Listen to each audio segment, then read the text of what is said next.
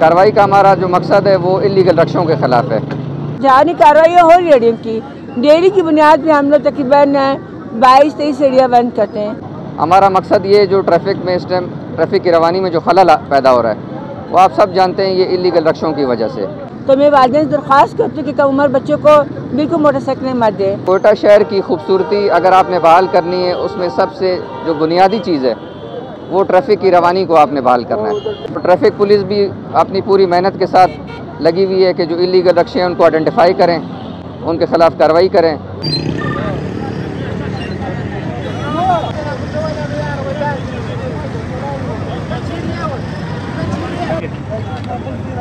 मोहम्मद अली मेरा नाम है, मैं सेक्रेटरी RTO हूँ कोयटा डिवीज़न।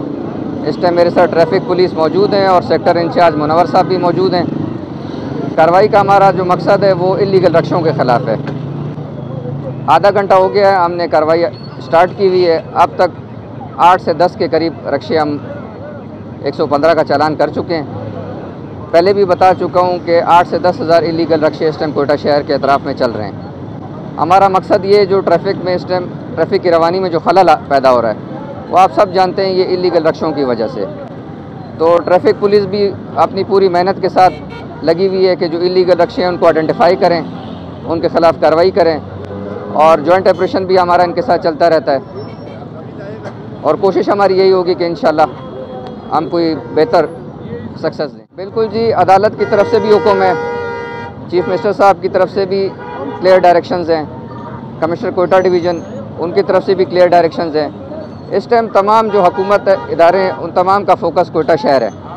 कोयटा शहर की खूबसूरती अगर आपने बहाल करनी है, उसमें सबसे जो बुनियादी चीज़ है वो ट्रैफिक की रवानी को आपने बहाल करना है। और उसमें जो खलल पैदा किया जा रहा है वो इल्लीगल रक्षे हैं, ये चिंची गाड़ियाँ हैं, ये हैं। जो हमारे पास रूट परमिट जो RTO ऑफिस से जारी हुए हैं वो 12,082 के करीब रूट परमिट जारी। परमिट चेक करते हैं, परमिट जाली होता है उसी टाइम वो वाज़े हो जाता है।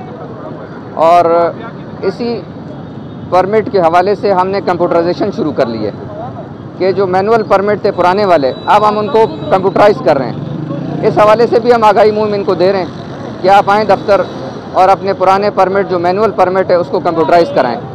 एक बात मैं बताना चाहता हूँ आपके मीडिया के तवज्जुह से तमाम रक्षा मालकान को, रक्षा ड्राइवर्स को, कि कंप्यूटराइजेशन जो है वो बिल्कुल फ्री है हुकूमत की तरफ से, कोई चार्जेस नहीं है, किसी किस्म का कोई पैसा कंप्यूटराइजेशन के ऊपर कोई सरकार की तरफ से फ़ीस नहीं है। आप आएँ RTO ऑफिस आएँ, अपना पुराना मैनुअल परमिट लेके आएँ और उसको कंप्यूटराइज करके जाएँ।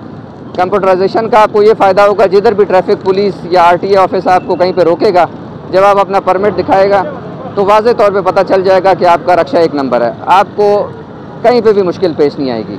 मैनुअल परमिट जितने भी हैं उनमें 2 नंबरी आ रही है।